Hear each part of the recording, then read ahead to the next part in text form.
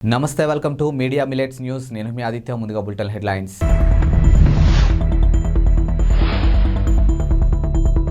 వాళ్ళు మన బలం ఉపయోగించుకోండి, ఒక్క ప్రాణం కూడా పోకూడదు, గుర్తుపెట్టుకోండి సీఎం జగన్ సంచలన వ్యాఖ్యలు.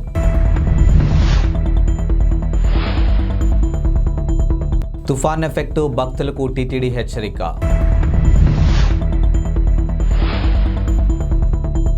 తుఫాన్ ప్రభావంతో సుడిగాలి బీభత్సం, పైకెగిసిన నీరు. మీచౌంగ్ తుఫాను ప్రభావంతో తమిళనాడుతో పాటు ఆంధ్రప్రదేశ్లో అతి భారీ వర్షాలు కురుస్తూ ఉన్నాయి. తుఫాను ప్రభావిత ప్రాంతాల్లో సహాయక చర్యలు ముఖ్యమంత్రి వైఎస్ జగన్మోహన్ రెడ్డి అధికారులతో సమీక్ష నిర్వహించారు. ప్రజలందరూ ప్రాణాలను కాపాడుకోవడం మన బాధ్యత అని, ఒక్క ప్రాణం కూడా పోకూడదని అధికారులు ఆదేశించారు. పశువుల ప్రాణాలు కూడా రక్షించాలని తెలిపారు. ఇప్పటి వరకు 211 సహాయక శిబిరాల్లో సుమారు 9,500 మంది ఉన్నారని అధికారులు సీఎంకు తెలిపారు. ఇక నెల్లూరు, తిరుపతి సహా తుఫాను వల్ల దెబ్బతిన్న ప్రాంతాల్లో కరెంటు సరఫరా వ్యవస్థను యుద్ధ ప్రాతిపదికన పునరుద్ధరించాలని సూచించారు. సీఎం క్యాంపు కార్యాలయంలో జరిగినటువంటి ఈ సమీక్ష సమావేశంలో రెవెన్యూ, విపత్తు నిర్వహణ శాఖ special CS G Sai Prasad, CCLI secretary Imtiaz, CMO అధికారులు పాల్గొన్నారు. ఇద్దరికీ కూడా లైఫ్ను మనం ప్రొటెక్ట్ చేయగలిగిన బాధ్యతను మనం తీసుకుంటున్నాం అనేది గుర్తుపెట్టు. స్పెషలీ ప్యాడీ ప్రొక్యూర్మెంట్, ఖరీఫ్ ఏదైతే కోతకు వచ్చిందో ఈ పంటను మనం కాపాడుకోవడం అన్నది వెరీ వెరీ ఇంపార్టెంట్ ఆస్పెక్ట్. దీనికి సంబంధించి ఇప్పటికే ఆల్మోస్ట్ 97,000 టన్స్ను నిన్న ప్రొక్యూర్ చేసినాం. ఎన్డీఆర్ఎఫ్, ఎస్డీఆర్ఎఫ్ అన్నది one part of the story. The biggest strength what we have, what no other state has, is our Grama Sachivalayam వ్యవస్థ అండ్ వాలంటీర్ వ్యవస్థ. Grama Sachivalayam Vyavastha does not only mean the Sachivalayam staff. It also means village clinics, it also means RBKs. It also means Sachivalayam staff. It also means volunteers. This is the biggest strength what we have. Almost every 70 inlaku 60 inlaku oka volunteer kuda manaku available ga unna గొప్ప పరిస్థితి బహుశా ఏ రాష్ట్రంలోనూ కూడా లేదు. ఒక మన రాష్ట్రంలో మాత్రమే అవైలబుల్గా ఉన్న పరిస్థితి. So this is our biggest strength. So ఈ స్ట్రెంగ్త్ను బాగా ఉపయోగించుకోమని చెప్పి ప్రతి కలెక్టర్కు మరొకసారి at the cost of repetition I'm once again telling them, because every time there is meeting of this sort, every time there is a cyclone, every time I give the directions. But it is very important that this వ్యవస్థ ఏదైతే మనం create చేసినామో ఈ వ్యవస్థను మనం ఎంత ఎఫెక్టివ్గా, ఎంత ఎఫిషియెంట్గా వాడుకోగలిగితే అంత ఎఫిషియన్సీ ఇంతకుముందు నేను చెప్పినవి అన్నిట్లోనూ కూడా తీసుకొని రావచ్చు. Very very important aspect. One should always keep in mind that ఈ క్యాంప్స్లోకి ఎవరినైతే మనం మనుషులను తీసుకొని పంపిస్తున్నామో, పెడుతున్నామో, మీరే వెళ్ళి క్యాంపుల్లో ఉంటే what kind of facilities you would like to have, you would want there to be in existence. అవే రకమైన ఫెసిలిటీస్ అక్కడ ఉండేట్టుగా చూసుకోండి. ఒక 10 రూపాయలు ఎక్కువ ఖర్చు అయినా పర్వాలేదు. Please be mindful of this. You need to position yourself in their shoes and be empathetic to the cause. So this is one thing that you need to be very very mindful of that. And క్యాంపుకు వచ్చిన ప్రతి ఒక్కరూ కూడా ఇంటికి వెళ్ళేటప్పుడు చిరునవ్వుతో ఇంటికి వెళ్ళే పరిస్థితి తీసుకొని రావాలి. ఇంటికి వెళ్ళేటప్పుడు give them 1,000 rupees per head, or if it's a family, ఇంతకుముందు 2,000 ఇమ్మని చెప్తా ఉంటాము, ఇప్పుడు దాన్ని కూడా ఇంకొక 500 పెంచి 2,500 ఫ్యామిలీకి ఇచ్చి పంపించండి. తుఫాను ప్రభావంతో తిరుమలలో ఈదురుగాలు కూడినటువంటి భారీ వర్షం కురుస్తున్నాయి. దీంతో భక్తులకు ఇబ్బంది పడుతూ ఉన్నారు. పాంచజన్య సమీపంలో భారీ వృక్షం నేలకూలింది. దీంతో 4 వాహనాలు దెబ్బతిన్నాయి. తిరుమలలో 10 సెంటీమీటర్ల వర్షపాతం నమోదైంది. తుఫాను నేపథ్యంలో ఉదయం 6 గంటల నుంచి రాత్రి 8 గంటల వరకే ద్విచక్ర వాహనాలు ఘాట్ రోడ్లపై తిరిగేందుకు టీటీడీ అనుమతి ఇచ్చింది.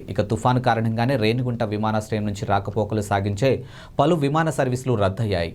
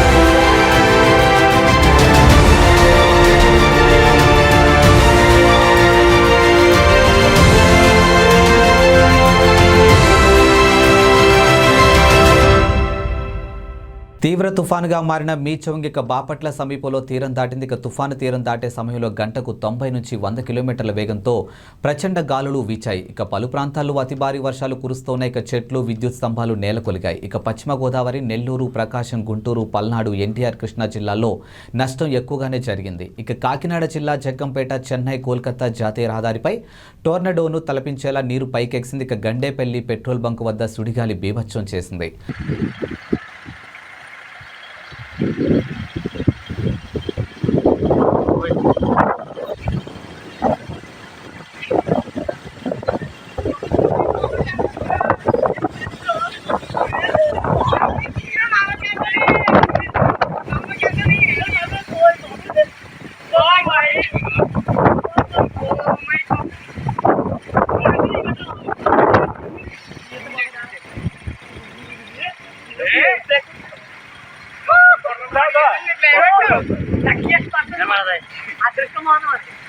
సముద్రం చూడకుండా చాలా బాగుంది.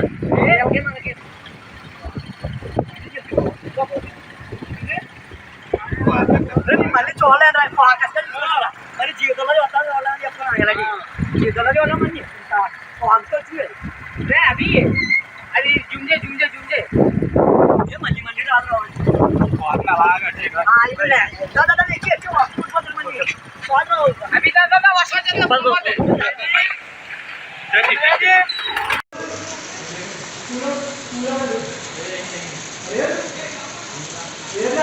లేదు రా తీస్తాను రావు ఓ బాబా ఇంత దారుణమే. ఇప్పుడు దాకా చాలా స్పీడ్ వచ్చిందిరా. ఎప్పుడు చూడలేదు ఇదే ఫస్ట్ అమ్మ బాబా అంత పొగలు అవుతుందిరా బాబా. అది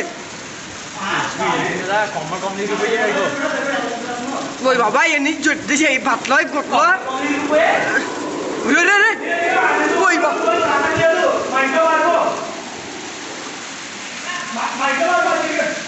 ఎవరా వచ్చాము ఇవిడ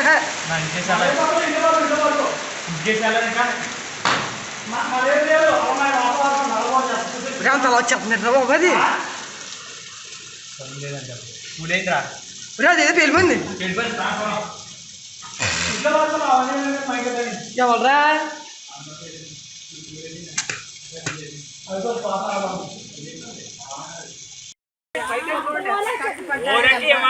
రంగులు కూర్చుండి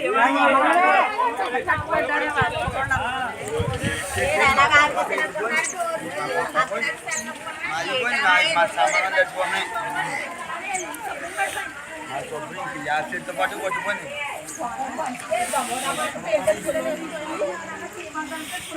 పక్కకు వచ్చేసాను. మా గోడ అంతా పడిపోయింది కదా. అదిగో ఎవరో పోలేదు పడిపోయినా పట్టుకున్నావు.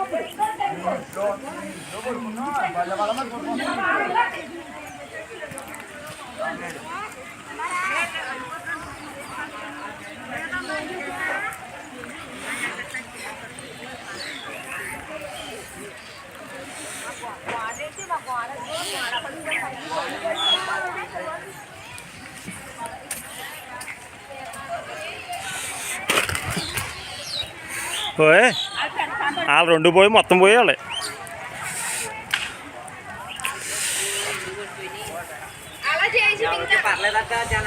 జనాలు ఇక్కడే మన మొక్కలోనే ఎక్కడా లేదు.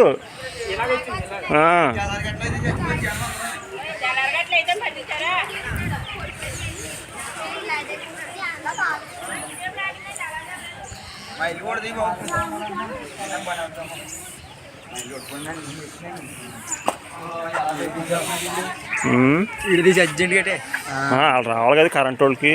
బాబోయ్ ఎక్కడ ఏం లేదు.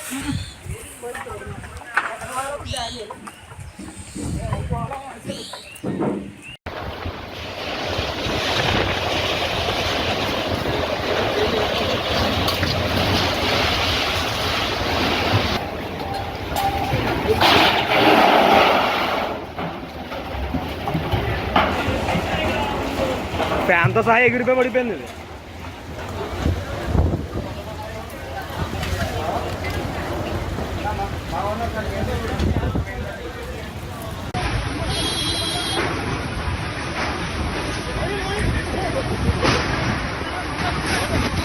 తెలంగాణ కొత్త సీఎంపై ఉత్కంఠకు తెరపడింది. ఇక రాష్ట్రానికి కాబోయే ముఖ్యమంత్రిగా కొడంగల్ ఎమ్మెల్యే టీపీసీసీ అధ్యక్షుడు రేవంత్ రెడ్డిని కాంగ్రెస్ అధిష్టానం ఖరారు చేసింది.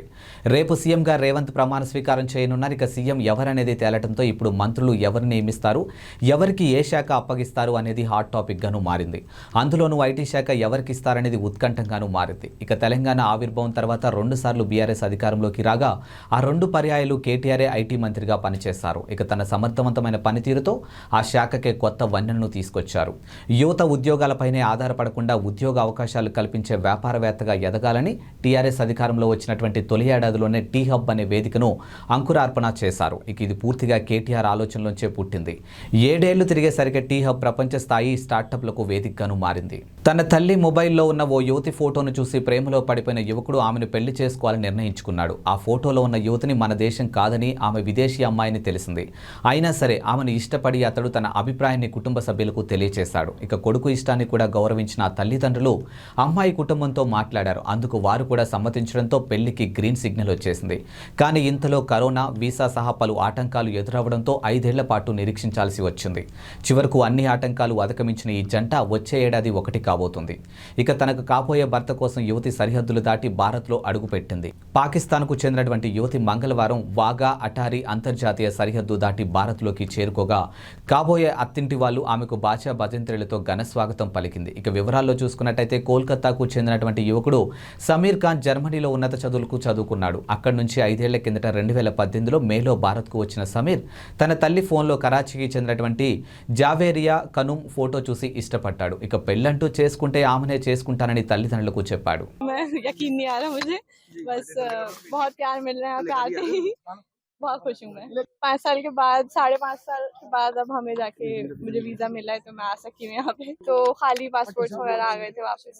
आपका शादी में सबको मुबारक है करते हैं मैं पहले हफ्ते जनवरी में, और शुक्रिया है मुझे इंडियन गवर्नमेंट, पाकिस्तानी गवर्नमेंट का और मकबूल अहमद जी का, जिन्होंने मेरी बहुत मदद की है वीजा प्रोसेस में। తెలంగాణ నూతన ముఖ్యమంత్రిగా రేపు ప్రమాణ స్వీకారం చేయబోతున్నారు రేవంత్ రెడ్డి. ఇక ఢిల్లీలో బిజీగా గడుపుతున్నారు. ఇక అధిష్టానం పిలుపుతో నిన్న సాయంత్రం అకస్మాత్తుగా ఆయన ఢిల్లీకి వెళ్లారు. ఇక ఆయన ఢిల్లీ చేరుకోవడానికి ముందే ముఖ్యమంత్రిగా రేవంత్ పేరును అధిష్టానం ప్రకటించింది. ఢిల్లీ వెళ్లిన రేవంత్ ఈ ఉదయం పార్టీ అధ్యక్షుడు మల్లికార్జున ఖార్గే, పార్టీ జాతీయ ప్రధాన కార్యదర్శి కేసీ వేణుగోపాల్తో భేటీ అయ్యారు. ఇక సీఎల్పీ నేతగా తనను ప్రకటించినందుకు వారికి కృతజ్ఞతలు తెలిపారు. ఇక మరి కాసేపట్లో పార్టీ అగ్రనేతలు సోనియా గాంధీ, రాహుల్ గాంధీతో భేటీ అవుతారు. ఇక మంత్రివర్గ ఏర్పాటు, ఇతర అంశాలపై వారితో చర్చిస్తారు. అలాగే ప్రమాణ స్వీకార కార్యక్రమానికి వారిని ఆహ్వానిస్తారని సమాచారం. తెలంగాణ ముఖ్యమంత్రిగా గురువారం ప్రమాణ స్వీకారం చేయబోతున్న రేవంత్ రెడ్డికి శుభాకాంక్షలు వెల్లువెత్తుతూ ఉన్నాయి. ఇక పార్టీలకు అతీతంగా నేతలు అభినందనలు తెలియజేస్తూ ఉన్నారు. ఇక టీపీసీసీ అధ్యక్ష బాధ్యతలు అప్పగించిన సమయంలో రేవంత్ని తీవ్రంగా వ్యతిరేకించిన కాంగ్రెస్ పార్టీ సీనియర్ నేత కోమటిరెడ్డి వెంకటరెడ్డి కూడా ఈ జాబితాలో చేరిపోయారు. ఎక్స్ వేదికగా శుభాకాంక్షలు తెలిపారు. ఇక సీఎల్పీ నేతగా తెలంగాణ ముఖ్యమంత్రిగా ఎంపికైన రేవంత్ రెడ్డి సోదరుడికి అభినందనలు. ఇక తెలంగాణలో కల్వకుంట్ల కుటుంబ పాలన, కూలదోసి ప్రజాస్వామ్య ప్రభుత్వ ఏర్పాటుకు కాంగ్రెస్ పార్టీకి మద్దతిచ్చిన ప్రజలకు ధన్యవాదాలంటూ వెంకటరెడ్డి ట్వీట్ చేశారు. ఇక గతంలో ఇద్దరు ఒకే వేదికపై ఉన్న ఫోటోను ఆయన షేర్ చేశారు. బీజేపీ తెలంగాణ అధ్యక్షుడు కిషన్ రెడ్డి కూడా ఎక్స్ వేదికగా రేవంత్ రెడ్డికి శుభాకాంక్షలు తెలిపారు. నంద్యాల జిల్లా మహానంది ఆలయానికి భక్తుడు విలువైన కానుక అందజేశారు. ఇక నంద్యాలకు చెందినటువంటి రిటైర్డ్ ఎస్బీఐ మేనేజర్ మారం వెంకట సుబ్బయ్య దంపతులు 35 కేజీల వెండితో తయారు చేయించినటువంటి రుద్రాక్ష మండపాన్ని ఆలయానికి అందజేశారు. ఈ రుద్రాక్ష మండపంను ఆలయ ఈవో చంద్రశేఖర్ రెడ్డికి దాతలు అందజేశారు. ఇక కార్తీక 3వ సోమవారం సందర్భంగా ఆలయంలో సంప్రోక్షణ అనంతరం దాతలు కుటుంబీకులు శ్రీ మహానందీశ్వర స్వామి వారికి ప్రత్యేక పూజలు నిర్వహించి రుద్రాక్ష మండపాన్ని అందించారు. దాతలు వెంకట సుబ్బయ్యకు కుటుంబీకులు ఆలయ ఈవో చంద్రశేఖర్ రెడ్డి కృతజ్ఞతలు తెలిపారు. ఇక మహానందిలో మరింత మంది భక్తులు విరాళాలు అందజేసి ఆలయ అభివృద్ధిలో భాగస్వాములైన స్వామి అమ్మవార్ల కృపకు పాత్రులు కావాలని ఈవో కోరారు. ఇక రుద్రాక్ష మండపం గర్భాలయంలో స్వామివారి కోసం అలంకరిస్తారు. ఇక కార్తీక మాసం కావడంతో మహానందికి భక్తులు భారీగా తరలివచ్చారు. ఇక ప్రత్యేక పూజలు నిర్వహించారు. కర్నూలు జిల్లాలో పొలం వెళ్లిన రైతును అదృష్టం వరించింది. ఇక తుగ్గలి మండలం జొన్నగిరికి చెందినటువంటి పొలంలో కంది పంటను సాగు చేశారు. ఈ క్రమంలో పొలంలో పనులు చేస్తుండగా ఆమెకు ఓ రాయి దొరికింది. వజ్రంగా భావించి అనుమానంతో ఓ వజ్రాల వ్యాపారికి చూపించగా అది వజ్రం అని రైతుకు చెప్పారు. ఇక కొద్ది రోజులుగా కురుస్తున్న వర్షాలకు ఆ వజ్రం పైకి తేలి ఉంటుందని భావిస్తూ ఉన్నారు. ఆ వజ్రాన్ని వ్యాపారి 6 లక్షలకు కొనుగోలు చేశారు. గతంలో వజ్రాలు దొరుకుతున్నాయి అంటే అదృష్టంగా భావించేవాడినని, కానీ తనకు వజ్రం దొరకడం ఎంతో ఆనందంగా ఉందని పేర్కొన్నారు. ఇక కర్నూలు జిల్లాలోని జొన్నగిరి పగిడిరాయి, కొత్తూరు, పేరవల్లి ప్రాంతాల్లో వజ్రాలు దొరుకుతున్నాయి. ఇక దీంతో జిల్లాలతో పాటు పొరుగు జిల్లాల రాష్ట్రాల నుంచి కూడా జనాలు వచ్చి అక్కడ గాలిస్తూ ఉన్నారు. అంతేకాదు కర్నూలు జిల్లాకు పొరుగు నుండే కర్ణాటక, తెలంగాణ నుంచి కూడా ఎక్కువ మంది జనాలు వజ్రాల వేటకు వస్తూ ఉన్నారు. అంతేకాదు స్థానిక రైతులు, కూలీలు కూడా వజ్రాల కోసం రోజుల తరబడి పొలాల్లోనే వెతుకులాట ప్రారంభించారు. ఒక్క వజ్రమైనా దొరక్కపోదా అన్న ఆశతో అక్కడే ఎదురు చూస్తూ ఉన్నారు. బాలీవుడ్ శ్రద్ధా కపూర్కు ఉన్న క్రేజ్ అందరికీ తెలిసింది. ఇక శ్రద్ధా కపూర్ ఇప్పుడు ఎక్కువగా సినిమాలు చేయడం లేదు. కానీ ఒకప్పుడు శ్రద్ధా కపూర్ టాప్ రేస్లో ఉండేది. ఆషికీ 2 సినిమాతో శ్రద్ధా కపూర్ గ్రాండ్ ఎంట్రీ ఇచ్చింది. ఇక సాహో సినిమాతో సౌత్లోనూ క్రేజ్ సంపాదించుకుంది. లేడీ ఓరియంటెడ్ సబ్జెక్టులపైన ఫోకస్ పెడుతూ ఉంటుంది. ఇక బాలీవుడ్ సీనియర్ నటుడు శక్తి కపూర్ తనయ శ్రద్ధా కపూర్ ఎంట్రీ ఇచ్చిన తనకంటూ సొంత ఇమేజ్ను సంపాదించుకుంది. ఇక ఈ శ్రద్ధా కపూర్ ఇప్పుడు యాడ్స్, ఇతర బ్రాండ్స్లకు ప్రచారకర్తగా మారిపోయింది. ప్రస్తుతం ఆమె ఆజియో సేల్లో ఎక్కువగా కనిపిస్తూ ఉంది. ఇక పండుగ స్పెషల్కు పెట్టే సేల్స్ యాడ్లో ఎక్కువగా కనిపిస్తూ ఉంటుంది. ఈ క్రమంలో ఆజియో సేల్స్ యాడ్స్ మీద శక్తి కపూర్ స్పందించాడు. ప్రతిసారి ఆ సేల్ యాడ్స్లో నా కూతుర్ని ఎందుకు చూపిస్తావు అడ్మిన్ బేటా అని శక్తి కపూర్ ఇన్స్టాలోనూ అడిగేశాడు. ఇవి ఇవాల్టి బులెటిన్ అప్డేట్స్. మరో బులెటిన్తో మళ్ళీ కలుద్దాం. అంతవరకు సెలవు, నమస్కారం.